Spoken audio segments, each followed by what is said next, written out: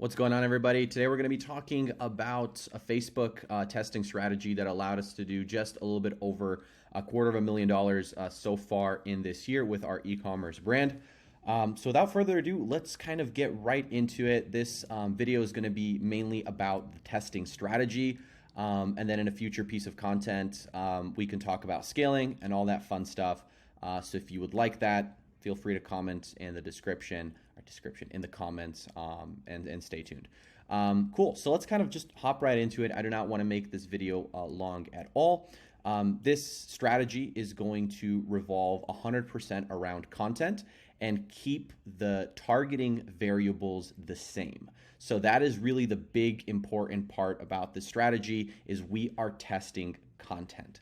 So let's kind of break down on how this is structured. So for this testing strategy, we have a campaign.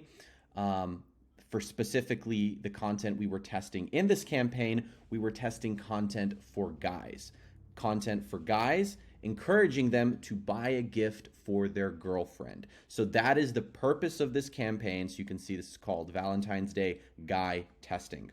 So inside of here, you can see the pieces of content that we tested, ended up turning off, as well as the pieces of content that are still running. You can see in total, we spent about $21,000 on this campaign alone at about a $28 cost per purchase.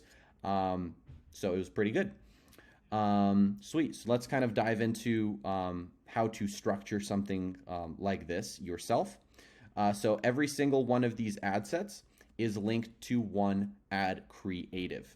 And every single one of these ad sets has the same targeting. So if we were to open one of these, you can see that we have a budget of $52. This is something that was being scaled, but this originally started at $37. So when I am testing a specific piece of content, I will set the ad set level budget to $37. I am also going to make sure that the targeting is appropriate for the angle that I am trying to hit. So in our case, we were targeting men that were 21 to 50 and that had some sort of relation to a gifting angle. So for example, a lot of the guys we were targeting, we were trying to get them to buy for their girlfriends. Well, anniversary within 30 days, that is a appropriate targeting angle for a guy who might have an anniversary coming up and now they're getting hit with a gifting angle. Also gift shop, also Mother's Day, and also Valentine's Day. So this is specifically what we used for Valentine's Day to test content for guys, right? Guys buying for their female counterparts, right? As far as everything else, it's very, very straightforward and simple. We set the placements to Advantage Plus placements, which is what's recommended, and left everything else the same. We were targeting only to the United States. After you had that set up, adding a creative is the next important part. This is, at the end of the day, what we are testing. We are testing the content.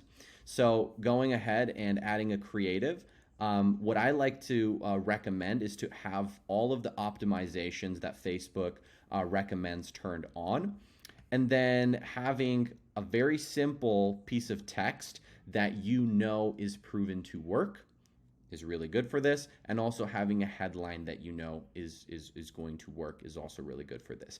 If you do not have a piece of text that you know is going to work or a piece of headline that you know is going to work, I would recommend adding 2 to 3 pieces of text and 2 to 3 pieces of headlines to allow Facebook to identify what is going to be working the best for your content. After that, we sent them to the correct landing page, and everything else is pretty much standard.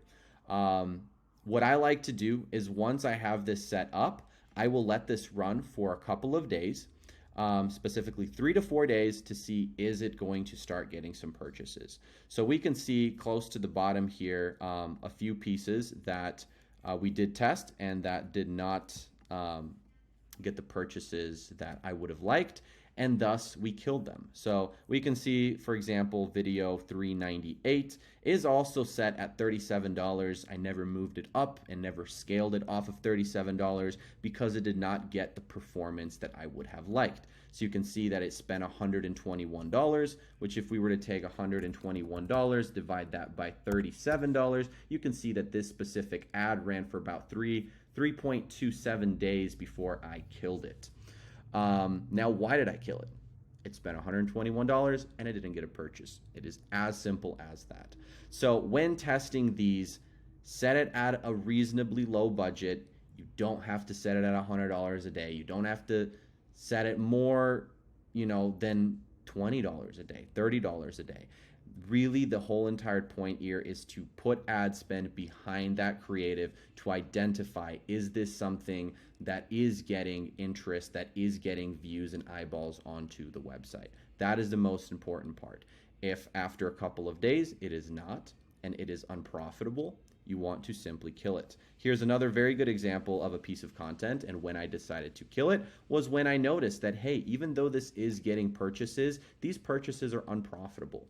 So I'm not going to let it run unprofitably. I'm simply going to kill it. So I like to media buy based off of profitability and the cost per action off of a couple of days. So if a couple days pass and the cost per action is slowly increasing, I will kill that ad set. That's pretty much an overview on exactly how I do the testing. You can see this is identical to how I do the testing on these other campaigns. For example, this one here was targeting moms specifically to buy a gift for their daughters. And you can see it was done in the exact same manner. Ad sets that had over like a high $30 cost per action were killed, and the ones that had a good one were kept. You can see this is kind of borderline, so this one here might be going any day now. The structure of these ad sets is identical to what we just talked about. So if we were to go into here, you can see that these ad sets obviously have whatever budget we are currently scaling them with. And they're set with the same exact targeting. So we're targeting women that have potentially an anniversary or potentially are interested in gift shopping or are interested in Mother's Day or Valentine's Day, and are women between the ages of 31 to 61, which is typically what mothers are going to be. So that is the exact targeting that we had for these group of ad sets, and all of these have exactly the same targeting. So like I said, keep that variable the same.